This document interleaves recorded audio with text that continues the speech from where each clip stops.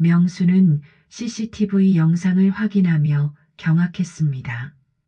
기성이 정옥의 목을 어루만지며 귀에 무언가 속삭이고 있었습니다. 정옥은 고개를 뒤로 젖히며 황홀한 표정을 짓고 있었습니다. 두 사람이 소파에서 일어나 침실 쪽으로 향하는 모습이 고스란히 녹화되어 있었습니다. 명수는 32년 결혼 생활에서 한 번도 본 적 없는 정옥의 모습에 주먹을 불끈 쥐었습니다. 시청하시는 모든 분들, 사랑합니다. 명수는 거실 소파에 몸을 맡긴 채 벽시계를 바라보았습니다. 시침이 열을 넘어서고 있었는데 정옥은 아직 돌아오지 않았습니다. 예전 같으면 해가 넘어가기 전에 꼭 집에 들어오던 사람이었는데 요즘은 달라졌습니다. 은퇴한 지 벌써 3년이 지났습니다. 명수는 그동안 35년간 다닌 회사에서 나온 뒤로 하루 종일 집에만 있었습니다. 처음에는 자유로웠습니다. 아침에 천천히 일어나서 신문을 보고 점심엔 드라마를 보며 시간을 보냈습니다. 하지만 한 달, 두 달이 지나면서 무기력해졌습니다. 정옥은 그런 명수를 보며 한숨을 쉬었습니다. 당신, 이렇게 집에만 있으면 안 되는 거 아니에요? 정옥의 말에 명수는 대답하지 않았습니다. 그저 텔레비전만 바라볼 뿐이었습니다. 사실 명수도 답답했습니다. 35년간 바쁘게 살아온 사람이 갑자기 할 일이 없어지니 막막했습니다. 그렇다고 정옥에게 솔직하게 말할 수는 없었습니다. 가장으로서의 자존심이 허락하지 않았습니다. 정옥과 명수는 32년 전에 결혼했습니다. 그때 정옥은 26, 명수는 29이었습니다. 정옥은 은행에서 일하는 똑똑하고 아름다운 여성이었고 명수는 성실한 회사원이었습니다. 처음 몇 년은 정말 행복했습니다. 하지만 자녀가 없었습니다. 둘 다 아이를 원했지만 끝내 생기지 않았습니다.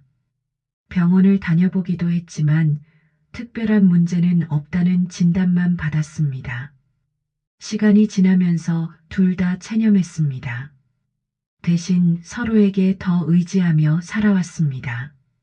그런데 명수가 은퇴한 뒤 모든 것이 달라졌습니다. 하루 종일 집에 있는 명수를 보며 정옥은 답답해했습니다. 예전에는 저녁에만 만났기 때문에 서로 그리웠는데 이제는 하루 종일 함께 있으니 오히려 멀어지는 느낌이었습니다. 정옥이 며칠 전 한 말이 명수의 귓가에 맴돌았습니다. 문화센터 수업이 늦게 끝나서 그래요. 그런데 뭔가 이상했습니다. 문화센터 수업이 저녁 10시까지 하는 곳이 있을까요? 명수는 정옥이 석 달 전부터 문화센터에 다니기 시작한 것을 기억했습니다. 처음엔 명수도 좋아했습니다. 당신도 뭔가 취미 생활을 해보세요. 집에만 있지 말고요. 정옥의 말에 명수는 고개만 끄덕였습니다. 정옥이 문화센터에 다니기 시작한 뒤 집은 조용해졌습니다. 명수는 혼자만의 시간을 가질 수 있어서 좋았습니다. 하지만 언제부터인가 정옥의 귀가 시간이 늦어지기 시작했습니다. 처음에는 일주일에 한 번 늦었습니다. 그 다음에는 두 번, 이제는 문화센터에 가는 날이면 항상 늦었습니다. 매주 화요일과 목요일 정옥은 오후 2시에 나가서 밤 10시가 넘어서 들어왔습니다. 명수는 소파에서 일어나 부엌으로 갔습니다. 냉장고 문을 열어보니 정옥이 아침에 만들어 놓은 반찬들이 그대로 있었습니다. 명수는 혼자 저녁을 먹었습니다. 밥알이 목에 걸리는 것 같았습니다. 시계는 어느새 10시 반을 가리키고 있었습니다. 그때 현관문이 열리는 소리가 들렸습니다. 정욱이 들어오고 있었습니다. 명수는 급히 거실로 돌아가 소파에 앉았습니다. 늦었네요. 명수가 말했습니다. 정욱은 현관에서 신발을 벗으며 짧게 웃었습니다. 어디선가 향수 냄새가 은은하게 풍겼습니다. 명수가 알지 못하는 향수 냄새였습니다. 글쎄요, 시간 가는 줄 몰랐어요. 정욱이 대답했습니다. 목소리가 평소보다 밝았습니다. 명수는 정욱을 자세히 보았습니다. 뭔가 달라 보였습니다. 표정이 생기 있어 보였습니다. 수업이 그렇게 재미있나요? 명수가 물었습니다. 정욱은 부엌으로 가며 대답했습니다. 네, 생각보다 재미있어요. 사람들도 좋고요. 사람들도 좋다는 말이 명수의 마음에 걸렸습니다. 어떤 사람들일까요? 정욱이 그렇게 밝게 웃을 만큼 좋은 사람들이라니 명수는 궁금해졌습니다. 그날 밤 명수는 잠이 오지 않았습니다. 정욱은 금세 잠들었는데 명수는 천장만 바라보았습니다. 정욱의 말이 계속 머릿속에 맴돌았습니다. 특히 사람들도 좋다는 말이 신경 쓰였습니다. 다음 날 아침 정욱은 평소보다 일찍 일어났습니다. 화장도 평소보다 정성스럽게 했습니다. 립스틱까지 발랐습니다. 집에 있을 때는 화장을 거의 하지 않던 정욱이었는데 언제부터 이렇게 꾸미기 시작했을까요? 오늘도 수업 있나요? 명수가 물었습니다. 정욱은 거울을 보며 귀걸이를 끼고 있었습니다. 네, 오늘은 특강이 있대요. 명수는 정욱의 모습을 지켜보았습니다. 예전에는 자신을 위해 꾸몄는데 이제는 다른 누군가를 위해 꾸미는 것 같았습니다. 명수는 불안해졌습니다. 그날 이후 명수는 정욱의 귀가 시간을 유심히 보기 시작했습니다. 매주 화요일과 목요일 정욱은 8시간이 넘게 밖에 있었습니다. 과연 수업만으로 그렇게 오랜 시간이 필요할까요? 명수는 점점 의심스러워졌습니다. 하지만 직접 묻기는 어려웠습니다. 32년을 함께 산 아내를 의심한다는 것이 스스로도 믿기지 않았습니다. 화요일 오후 정욱이 문화센터에 간 사이 명수는 집에서 텔레비전을 보고 있었습니다. 오후 드라마를 보다가 졸음이 와서 눈을 감고 있었는데 갑자기 핸드폰 벨소리가 들렸습니다. 명수는 자신의 핸드폰을 확인했지만 울리지 않고 있었습니다. 소리는 거실 탁자에서 나고 있었습니다.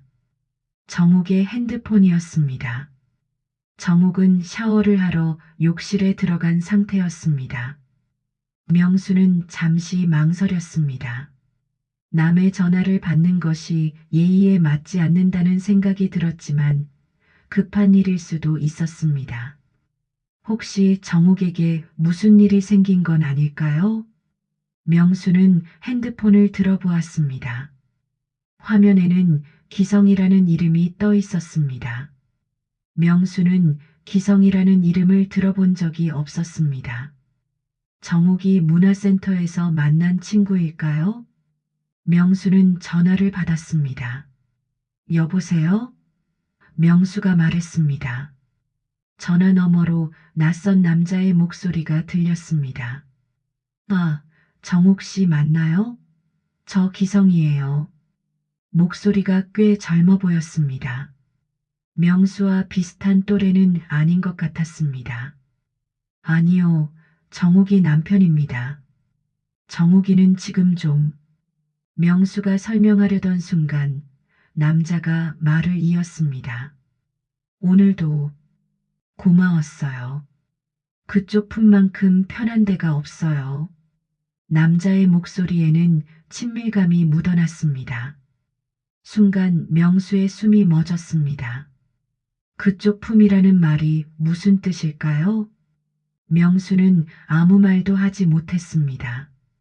머릿속이 하얘졌습니다. 그쪽 품이라는 표현이 계속 귓가에 맴돌았습니다. 문화센터 친구가 왜 그런 말을 했을까요?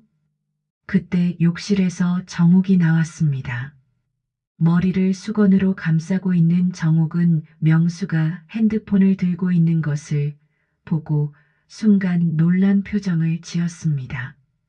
그리고 재빨리 다가와 핸드폰을 빼앗았습니다. 아, 기성 씨? 죄송해요. 남편이 받았나 봐요. 정욱은 욕실로 들어가며 통화를 이어갔습니다. 네, 괜찮아요. 네, 알겠어요. 정욱의 목소리가 평소보다 작았습니다. 명수는 정욱이 왜 욕실에서 통화를 하는지 의아했습니다. 문화센터 친구라면 숨길 이유가 없지 않을까요? 명수는 욕실 문 앞에 서서 정욱의 목소리를 들으려 했지만 물소리 때문에 잘 들리지 않았습니다. 정욱이 욕실에서 나왔을 때 명수는 소파에 앉아 있었습니다. 누구였어요? 명수가 자연스럽게 물었습니다. 정욱은 머리를 말리며 대답했습니다. 아, 문화센터 친구예요. 기성이라는 사람인데 너무 오지랖이 많아요. 명수는 정욱의 표정을 자세히 봤습니다. 평소와 다름없어 보였지만 뭔가 어색한 구석이 있었습니다. 눈을 제대로 마주치지 않았습니다. 남자친구인가요? 명수가 물었습니다. 정욱은 드라이어를 켜며 대답했습니다. 네, 남자분이에요.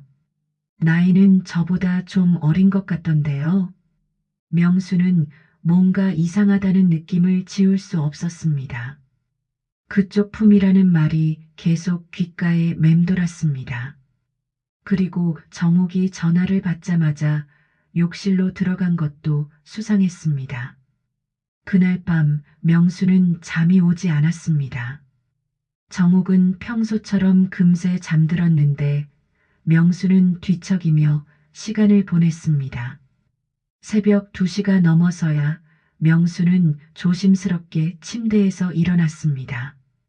명수는 거실로 나가 정욱의 가방을 찾았습니다. 가방 안에는 핸드폰이 들어 있었습니다. 명수는 핸드폰을 켜보았습니다. 화면에는 잠금 패턴이 떠 있었습니다. 명수는 정욱의 생일을 입력해 보았습니다. 틀렸습니다. 결혼기념일도 틀렸습니다. 명수는 자신의 생일도 입력해 봤지만 역시 틀렸습니다. 언제부터 정욱이 패턴을 바꾼 걸까요? 명수는 포기하려다가 문득 생각이 났습니다. 정욱이 자주 사용하는 패턴이 있었습니다.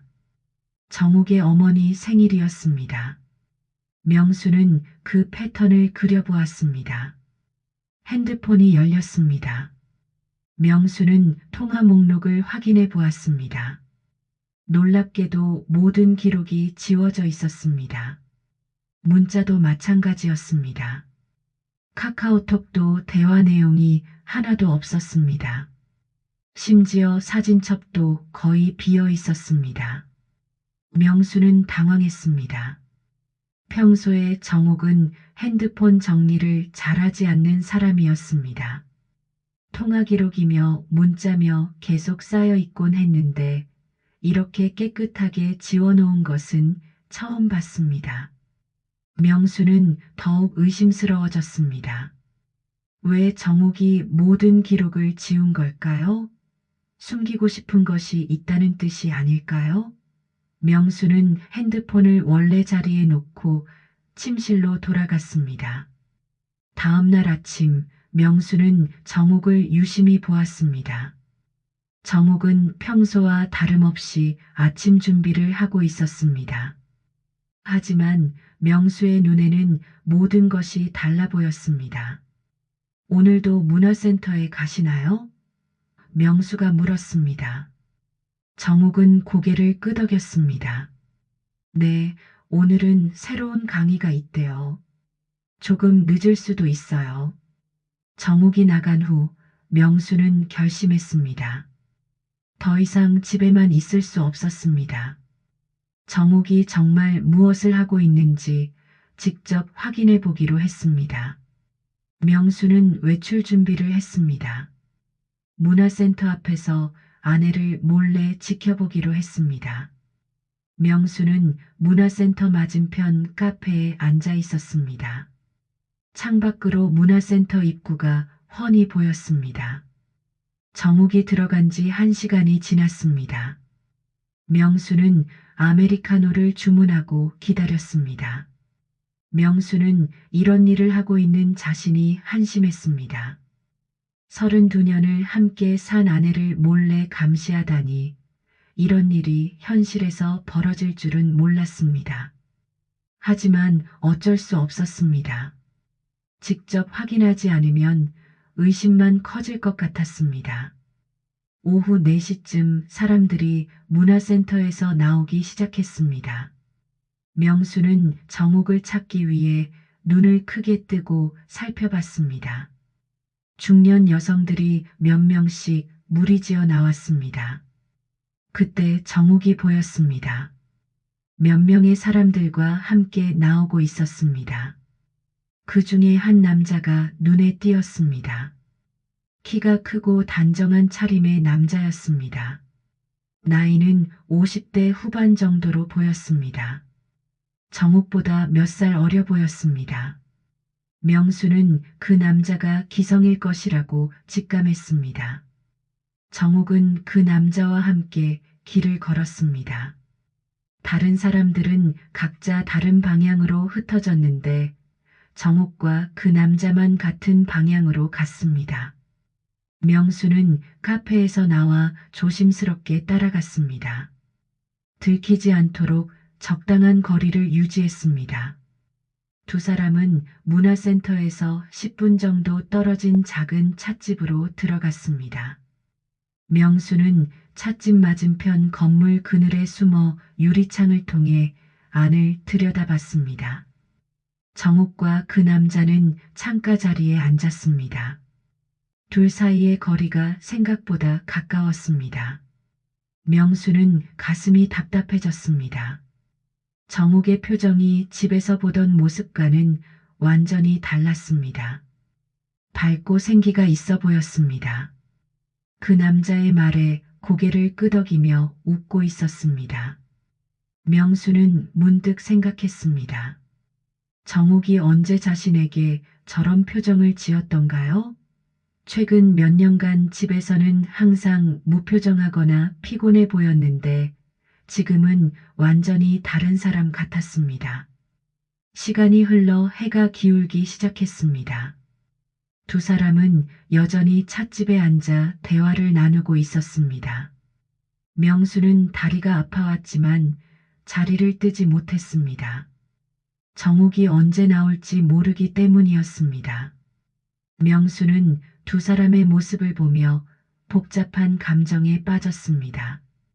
질투심도 있었지만 한편으로는 정욱이 저렇게 행복해하는 모습이 오랜만이라는 생각도 들었습니다. 자신이 정욱을 저렇게 웃게 만들어준 게 언제였을까요? 오후 7시가 넘어서야 두 사람이 찻집에서 나왔습니다. 명수는 재빨리 근처 전봇대 뒤로 숨었습니다. 정욱과 그 남자는 찻집 앞에서 잠시 서서 이야기했습니다. 명수는 두 사람의 작별 인사를 지켜봤습니다. 그 남자는 정욱의 손을 잠시 잡았습니다. 명수는 그 모습을 보고 충격을 받았습니다. 정욱은 손을 빼지 않았습니다. 오히려 자연스럽게 받아들이는 것 같았습니다. 명수는 집으로 돌아가는 길에 복잡한 생각에 빠졌습니다. 정욱이 정말 외도를 하고 있는 것일까요? 아니면 단순한 친구 관계일까요? 하지만 단순한 친구 관계치고는 너무 친밀해 보였습니다. 집에 도착한 명수는 평소처럼 소파에 앉아 텔레비전을 켰습니다. 하지만 내용이 전혀 들어오지 않았습니다. 정옥과 그 남자의 모습이 계속 머릿속에 떠올랐습니다. 명수는 이웃에게 물어보기로 했습니다. 혹시 그 남자에 대해 아는 것이 있을까요? 명수는 옆집 문을 두드렸습니다. 평소 정옥과 가깝게 지내는 아주머니였습니다. 아, 명수 씨, 웬일로 이런 시간에? 옆집 아주머니가 문을 열었습니다. 명수는 자연스럽게 물었습니다. 혹시 이 동네에 기성이라는 사람 아세요? 아주머니는 잠시 생각하더니 고개를 끄덕였습니다. 아, 그 집 말이에요? 3층 빌라 2층에 사는 분 말씀인가요? 얼마 전에 전처와 황혼 이혼하고 혼자 지낸다고 들었는데요. 명수는 아주머니의 말에 더욱 관심이 생겼습니다. 어떤 분인가요? 아주머니는 주위를 둘러보더니 목소리를 낮췄습니다. 글쎄요, 예전에도 여자 문제로 좀 떠들썩했었다고 하던데요. 이혼도 그 때문이라고 하고요. 명수는 아주머니의 말을 들으며 더욱 불안해졌습니다. 여자 문제로 이혼까지 한 남자라니 정옥이 그런 사람과 만나고 있다는 사실이 믿기지 않았습니다. 나이는 어느 정도나 되세요? 명수가 물었습니다. 아주머니는 대답했습니다. 50대 후반 정도? 정옥 씨보다는 조금 어릴 거예요. 그런데 왜 갑자기 그분을 물어보시는 거예요? 명수는 당황했습니다. 너무 티가 날 것 같아서 얼버무렸습니다. 아, 그냥 궁금해서요. 새로 이사 온 분인가 했거든요. 집으로 돌아온 명수는 정옥을 기다렸습니다. 정옥은 평소처럼 10시가 넘어서 들어왔습니다. 향수 냄새가 전날보다 더 진했습니다. 명수는 그 냄새를 기억해 두려고 노력했습니다. 오늘은 어떤 수업이었나요? 명수가 물었습니다. 정옥은 가방을 소파에 놓으며 대답했습니다. 꽃꽂이 수업이었어요. 생각보다 어렵더라고요. 명수는 정옥의 손을 보았습니다. 꽃꽂이를 했다면 손에 상처가 있거나 물기가 있어야 할 텐데 정옥의 손은 깨끗했습니다. 손톱도 깔끔하게 정리되어 있었습니다. 명수는 정옥이 거짓말을 하고 있다는 확신이 들었습니다. 명수는 더 이상 참을 수 없었습니다. 확실한 증거를 잡아야 했습니다. 그래야 자신의 의심이 맞는지 틀리는지 알 수 있을 것 같았습니다. 오늘 명수는 정기 검진을 받기 위해 병원에 갔습니다. 오랜만에 집을 비우는 일이었습니다. 검진을 마치고 오후 3시쯤 집으로 돌아오는데 현관문 앞에서 낯선 남자 구두를 발견했습니다. 검은색 가죽 구두였습니다. 명수의 구두보다 한 치수 정도 작아 보였습니다. 명수는 순간 숨이 멎었습니다. 정옥이 집에 누군가를 데려온 것이 분명했습니다. 명수는 조심스럽게 현관문 손잡이를 돌렸습니다. 다행히 잠겨 있지 않았습니다. 문을 살짝 열고 안을 들여다보니 거실에서 웃음소리가 들렸습니다. 정옥의 목소리와 함께 남자의 목소리도 섞여 있었습니다. 명수는 문 뒤에 숨어 상황을 살폈습니다. 정옥은 거실 소파에 앉아 있었고 그 옆에는 며칠 전 찻집에서 본 그 남자가 있었습니다. 기성이었습니다. 두 사람은 와인 잔을 들고 있었습니다. 명수는 자신의 집에서 이런 일이 벌어지고 있다는 사실에 충격을 받았습니다. 32년 동안 살아온 집, 자신과 정옥만의 공간에 다른 남자가 앉아 있다는 것이 믿기지 않았습니다. 더욱 충격적인 것은 정옥의 모습이었습니다. 집에서 명수와 함께 있을 때와는 완전히 다른 표정이었습니다. 얼굴에 생기가 돌았고 웃음소리도 밝았습니다. 명수는 언제부터 정옥이 자신에게는 그런 표정을 짓지 않게 되었는지 생각해 봤습니다. 명수는 조용히 현관문을 닫고 밖으로 나왔습니다. 한참을 복도에 서 있다가 다시 문을 열고 들어갔습니다. 이번에는 일부러 소리를 냈습니다. 다녀왔습니다. 거실의 웃음소리가 갑자기 멎었습니다. 여보, 벌써 왔어요? 정욱의 목소리가 들렸습니다. 약간 당황한 기색이 있었습니다. 명수가 거실로 들어가니 정욱 혼자 앉아 있었습니다. 기성은 어디로 갔을까요? 화장실 좀 쓰겠습니다. 화장실에서 기성의 목소리가 들렸습니다. 명수는 테이블 위를 보았습니다. 와인잔 2개가 놓여 있었고 안주도 준비되어 있었습니다. 분명히 미리 준비한 것 같았습니다. 아, 문화센터 친구 기성 씨예요. 우연히 근처에 오셨다가 잠깐 들르셨어요. 정욱이 설명했습니다. 하지만 명수는 이것이 우연이 아니라는 것을 알고 있었습니다. 와인과 안주가 그것을 증명했습니다. 기성이 화장실에서 나왔습니다. 명수와 눈이 마주쳤을 때 기성은 잠시 당황하는 기색을 보였습니다. 하지만 곧 자연스럽게 웃으며 인사했습니다. 안녕하세요. 처음 뵙겠습니다. 명수는 기성을 자세히 보았습니다. 나이는 50대 후반 정도, 또래보다 젊어 보이는 외모에 단정한 차림이었습니다.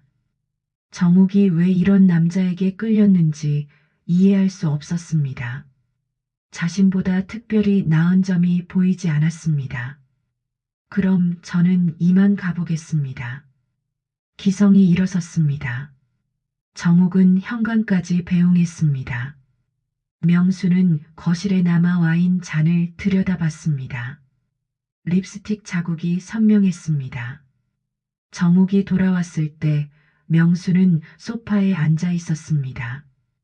좋은 분이시네요. 명수가 일부러 자연스럽게 말했습니다. 정욱은 와인 잔을 정리하며 대답했습니다. 네, 문화센터에서 만났는데 좋은 사람이에요. 자주 오시나요? 명수가 물었습니다. 정욱은 잠시 망설이더니 대답했습니다. 아니요, 오늘이 처음이에요. 우연히 지나가다가 들르신 거예요. 명수는 정욱이 거짓말을 하고 있다는 것을 알았지만 내색하지 않았습니다. 대신 다른 방법으로 증거를 찾기로 했습니다. 그날 밤 명수는 잠이 오지 않았습니다. 정욱은 평소처럼 금세 잠들었는데 명수는 천장을 바라보며 생각했습니다. 정욱이 정말 외도를 하고 있는 것이 확실해 보였습니다. 다음 날 아침 정욱이 문화센터에 간 후 명수는 집안을 자세히 살펴보았습니다. 화장실 한켠 구석에 면도기가 하나 더 있었습니다. 명수가 쓰는 것과는 다른 브랜드였습니다. 고급 브랜드로 보였습니다. 세면대에는 남성용 로션도 있었습니다. 명수는 그 로션을 써본 적이 없었습니다. 냄새를 맡아보니 어제 기성에게서 맡았던 향이었습니다. 명수는 냉장고를 열어보았습니다. 평소에 없던 수입 맥주가 들어 있었습니다. 독일 맥주였습니다. 명수는 맥주를 좋아하지 않았고 정욱도 마찬가지였습니다. 분명히 기성을 위해 준비한 것이었습니다. 명수는 정욱의 옷장도 들여다봤습니다. 새로운 란제리가 있었습니다. 명수가 본 적 없는 것들이었습니다. 색깔도 평소 정옥이 좋아하지 않던 빨간색이었습니다. 모든 것이 확실해졌습니다. 정옥이 기성과 외도를 하고 있고 심지어 집에까지 데려오고 있었습니다. 명수는 분노보다는 배신감을 느꼈습니다. 32년을 함께 산 아내가 이런 일을 할 줄은 몰랐습니다. 하지만 명수는 감정적으로 대응하고 싶지 않았습니다. 냉정하게 생각해 보기로 했습니다. 먼저 확실한 증거를 잡아야 했습니다. 명수는 인터넷에서 소형 카메라를 주문했습니다. 며칠 후 카메라가 도착했습니다. 명수는 정옥이 문화센터에 간 사이 거실에 카메라를 설치했습니다. 책장 뒤에 숨겨놓아서 잘 보이지 않았습니다. 각도도 소파가 잘 보이도록 조정했습니다. 명수는 카메라를 설치하면서 복잡한 심정이었습니다. 자신의 집에 감시 카메라를 설치한다는 것이 서글펐습니다. 하지만 진실을 알기 위해서는 어쩔 수 없었습니다. 일주일 후 명수는 카메라 영상을 확인했습니다. 며칠 전 정옥이 기성을 집에 데려온 것이 고스란히 녹화되어 있었습니다. 두 사람은 소파에 나란히 앉아 와인을 마시고 있었습니다. 더 충격적인 것은 두 사람의 친밀한 모습이었습니다. 기성이 정옥의 어깨에 손을 올리고 정옥은 기성의 가슴에 머리를 기대고 있었습니다. 정옥의 웃음소리가 너무 익숙해서 더 낯설었습니다. 명수는 영상을 보고 주저앉았습니다. 이제 확실했습니다. 정옥이 자신을 배신하고 있다는 것이 말입니다. 명수는 어떻게 해야 할지 몰랐습니다. 화를 내야 할지, 슬퍼해야 할지, 아니면 체념해야 할지 알 수 없었습니다. 하지만 한 가지는 확실했습니다. 이대로 두고 볼 수는 없다는 것이었습니다. 명수는 계획을 세우기 시작했습니다. 명수는 며칠 동안 신중하게 계획을 세웠습니다. 감정적으로 대응하면 모든 것을 망칠 수 있었습니다. 대신 정옥이 예상하지 못하는 방법으로 대응하기로 했습니다. 그런데 명수는 계속 기성의 얼굴이 신경 쓰였습니다. 분명 어디서 본 얼굴인데 집에서 기성을 마주쳤을 때부터 계속 머릿속에 맴돌던 의문이었습니다. 그때 문득 친구 옥자가 생각났습니다. 명수는 옥자에게 전화를 걸었습니다. 옥자야, 혹시 내 전남편 기성이 맞지? 나이는 50대 후반 정도에 키 크고. 옥자는 놀란 목소리로 대답했습니다. 맞아. 그런데 갑자기 왜? 명수는 가슴이 내려앉았습니다. 그 사람이 우리 정옥이랑. 명수가 말을 잇지 못하자 옥자가 알아챘습니다. 설마 정옥이가? 아니야, 그럴 리 없어. 기성이는 지금 혼자 살고 있다고 들었는데. 명수는 씁쓸하게 웃었습니다. 옥자야, 나도 그렇게 생각했어. 옥자는 충격을 받은 듯 잠시 말이 없었다가 물었습니다. 확실해? 명수는 CCTV 영상의 내용을 간략히 설명했습니다. 옥자는 한숨을 쉬며 말했습니다. 그 사람 원래 그래. 이혼할 때도 다른 여자 때문이었어. 근데 어쩜 이런 우연이. 명수는 이제 확실해졌습니다. 기성이 누구인지, 어떤 사람인지 모든 것이 명확해졌습니다. 명수는 옥자에게 기성의 연락처를 물어봤습니다. 옥자야, 미안하지만 기성이 전화번호 좀 알려줄래? 명수야, 섣불리 행동하지 마. 일단 정옥이랑 진지하게 이야기해봐. 옥자가 걱정스럽게 말했지만 명수는 이미 마음을 정했습니다. 고마워, 옥자야. 내가 알아서 할게. 명수는 기성에게 전화를 걸었습니다. 기성 씨죠? 저는 박명수입니다. 정욱이 남편이고요. 기성은 당황한 목소리로 대답했습니다. 아, 안녕하세요. 무슨 일로? 우리 만나서 이야기할 일이 있습니다. 명수의 목소리는 차분했지만 위협적이었습니다. 내일 오후 2시에 동네 뒷산 정자에서 만납시다. 안 나오시면 정욱한테 당신이 옥자 전 남편이라는 걸 말할 겁니다. 다음 날 명수는 정자에서 기성을 기다렸습니다. 기성은 시간에 맞춰 나타났습니다. 얼굴이 창백해 보였습니다. 정말 오해입니다. 저는 그냥 문화센터 친구이고. 오해라고요? 명수는 핸드폰에서 CCTV 영상을 보여줬습니다. 이것도 오해인가요? 기성은 영상을 보고 말을 잃었습니다. 명수는 차분하지만 냉랭하게 말했습니다. 옥자한테 들었습니다. 당신 이혼도 다른 여자 때문이었다면서요? 기성은 고개를 숙였습니다.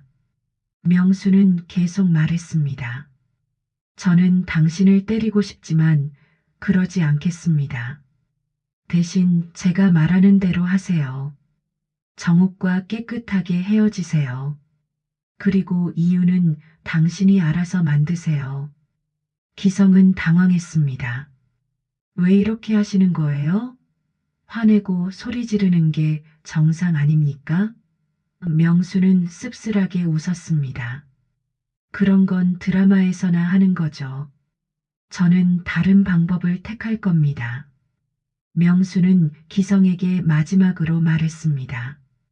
그리고 일주일 후에는 제가 사라질 겁니다. 정욱이 당신에게 전화하거나 찾아와도 만나지 마세요. 이해했죠? 기성은 고개를 끄덕일 수밖에 없었습니다. 그날부터 명수는 차근차근 준비를 시작했습니다. 먼저 재산을 정리했습니다. 예금을 신탁으로 처리하고 집은 조카 명의로 넘겼습니다. 정욱의 명의로 된 것은 거의 없었기 때문에 법적으로 문제가 없었습니다. 명수는 제주도에 펜션을 예약했습니다. 한 달치 숙박비를 미리 냈습니다. 그리고 평소 입던 옷 몇 벌과 필요한 물건들을 가방에 정리했습니다. 일주일 후 명수는 아무 말 없이 집을 나섰습니다. 핸드폰도 꺼두고 어디로 가는지 알리지 않았습니다. 정욱은 그날 평소처럼 문화센터에 간 상태였습니다. 명수는 제주도로 떠나면서 묘한 해방감을 느꼈습니다. 35년간 다닌 회사를 그만두고 이제는 32년 살던 집도 떠났습니다. 모든 것이 새로웠습니다. 정욱은 명수가 사라진 후 처음엔 걱정하는 척했지만 며칠이 지나자 오히려 편해하는 것 같았습니다. 명수가 없는 집에서 정욱은 자유로웠습니다. 기성을 더 자주 집에 데려왔습니다. 하지만 며칠 후 기성은 갑자기 정욱에게 이별을 통보했습니다. 우리 이제 그만해야 할 것 같아. 기성의 말에 정욱은 당황했습니다.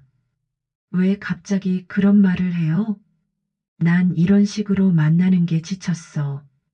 그리고 기성은 망설이다가 말했습니다. 내 남편이 모든 걸 알고 있어. 며칠 전에 나를 만났거든. 정욱은 기성의 말을 이해할 수 없었습니다. 남편이 당신을 만났다고요? 언제요? 기성은 한숨을 쉬며 대답했습니다. 일주일 전에 내 남편이 나를 찾아와서 모든 걸 다 알고 있다고 하더라. 정욱은 기성의 말을 들으며 온몸이 떨렸습니다. 명수가 모든 것을 알고 있었다는 말이었습니다. 그렇다면 명수가 갑자기 사라진 것도 계획적인 일이었을까요? 기성은 일어서며 말했습니다. 그리고 내 남편이 말하더라고. 자기는 이제 새로운 인생을 살 거라고. 너한테는 더 이상 미련이 없다고. 정옥은 기성을 붙잡으려 했지만 기성은 이미 마음을 정한 것 같았습니다. 기성이 떠나고 나서 정옥은 혼자 집에 남았습니다. 갑자기 집이 너무 조용해졌습니다. 명수도 없고 기성도 없는 집은 마치 무덤 같았습니다. 정옥은 처음으로 자신이 모든 것을 잃었다는 것을 깨달았습니다. 정옥은 패닉에 빠졌습니다. 기성과의 관계도 끝났고 명수는 어디에 있는지도 모르는 상황이었습니다. 정옥은 명수를 찾기 위해 노력했습니다. 명수의 친구들에게 연락해 보았지만 아무도 명수의 행방을 알려주지 않았습니다. 명수가 어디 있는지 정말 모르세요? 정옥이 명수의 절친한 친구에게 간절히 물었습니다. 그 친구는 냉랭하게 대답했습니다. 모르겠어요. 그리고 알아도 말해주고 싶지 않네요. 정옥은 그 친구의 말에 상처를 받았습니다.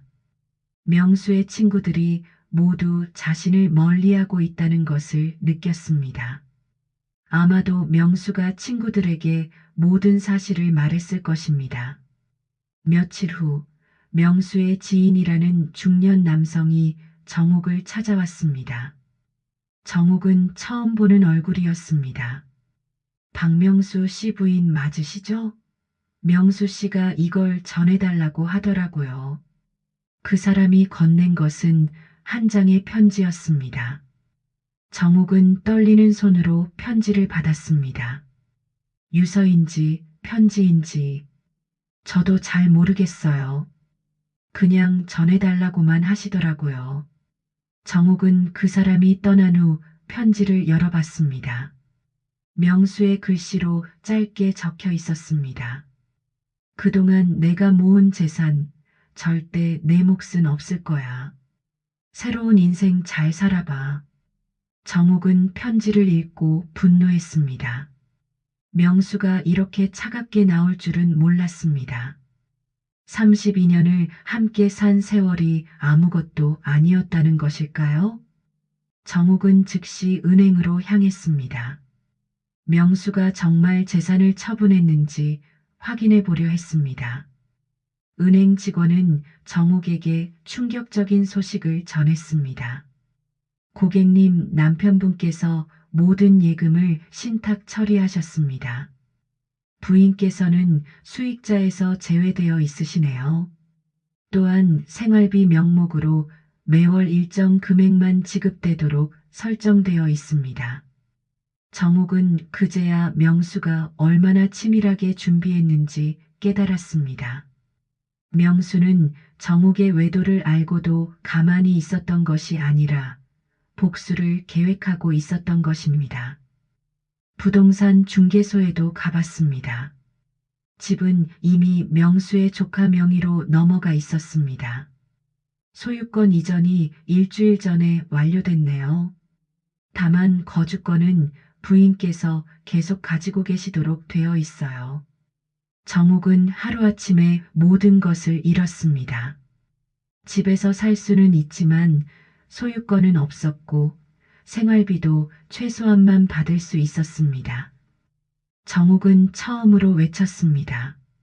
그 사람 정말 나를 완전히 버릴 작정이구나. 정옥은 변호사를 찾아갔습니다. 명수가 일방적으로 재산을 처분한 것이 법적으로 문제가 없는지 알아보려 했습니다. 변호사는 정옥에게 실망스러운 소식을 전했습니다. 남편분이 혼인 전 재산과 본인 명의 재산을 처분한 것이라면 법적으로 문제가 없습니다. 다만 부인께서 외도를 하신 상황이라면 이혼 소송에서도 불리하실 것 같습니다. 정옥은 명수가 얼마나 치밀하게 계획했는지 다시 한번 깨달았습니다. 명수는 법적으로 문제가 되지 않는 선에서 모든 것을 처리했습니다. 그리고 정옥이 외도한 것도 증거로 남겨놨을 것입니다. 집에 돌아온 정옥은 명수의 물건들을 뒤져보았습니다. 혹시 명수가 어디에 있는지 알 수 있는 단서가 있을까 했습니다. 하지만 명수는 중요한 것들을 모두 가져간 상태였습니다. 명수의 서재에서 정옥은 이상한 것을 발견했습니다. 제주도 여행 팸플릿이 책상 위에 눈에 띄게 놓여 있었습니다. 명수가 일부러 놓고 간 것 같았습니다. 팸플릿에는 제주도의 펜션 정보가 적혀 있었습니다. 그 중 하나에 동그라미 표시가 되어 있었습니다. 정옥은 그 펜션에 전화를 걸어보았습니다. 혹시 박명수라는 분이 거기 계신가요? 정옥이 물었습니다. 펜션 직원은 잠시 확인해 보더니 대답했습니다. 네, 계시는데요. 한 달 전부터 장기 투숙하고 계세요. 전화 드릴까요? 정옥은 기뻤습니다. 드디어 명수를 찾았습니다. 아니에요. 깜짝 방문하려고 해요. 제가 부인이거든요. 정옥은 즉시 제주도행 비행기 표를 예약했습니다. 하지만 정옥이 제주도에 도착했을 때 명수는 이미 펜션을 떠난 후였습니다. 어제 오전에 체크아웃 하셨어요. 갑자기 급한 일이 생겼다고 하시더라고요. 다음 행선지는 말씀하지 않으시고요. 정옥은 명수가 자신이 올 것을 예상하고 미리 떠났다는 것을 깨달았습니다. 명수는 정옥의 모든 행동을 예측하고 있었습니다. 정옥은 명수가 얼마나 치밀한 사람인지 새삼 느꼈습니다. 정옥은 제주도에서 며칠을 보내며 명수를 찾아다녔습니다. 하지만 명수의 흔적을 찾을 수 없었습니다. 정옥은 결국 서울로 돌아와야 했습니다. 집에 돌아온 정옥은 더욱 절망했습니다. 기성도 떠났고 명수도 찾을 수 없었습니다. 정옥은 처음으로 자신이 완전히 혼자라는 것을 깨달았습니다. 그리고 이 모든 상황이 자신의 선택 때문이라는 것도 인정할 수밖에 없었습니다. 몇 달이 흘렀습니다. 정옥은 혼자 살아가는 것에 조금씩 익숙해졌습니다. 명수의 조카가 집을 팔지 않고 그대로 두어서 계속 살 수 있었지만 생활비는 턱없이 부족했습니다. 정옥은 일자리를 찾기 시작했습니다. 환갑이 넘은 나이에 일자리를 구하는 것은 쉽지 않았습니다. 결국 동네 마트에서 시간제 일을 하게 되었습니다. 하루 4시간씩 계산대에 서서 하루하루를 버텼습니다. 예전처럼 여유로운 생활은 꿈도 꿀 수 없었습니다. 화장품도 아껴 써야 했고 옷도 새로 사지 못했습니다. 정옥은 거울을 볼 때마다 초라해진 자신의 모습에 한숨을 쉬었습니다. 어느 날 정옥은 문화센터 근처를 걷고 있었습니다. 예전에 기성과 함께 다니던 그 길이었습니다. 처음에는 이 길을 피하려 했지만 마트에서 집으로 돌아가는 가장 가까운 길이어서 어쩔 수 없이 지나게 되었습니다.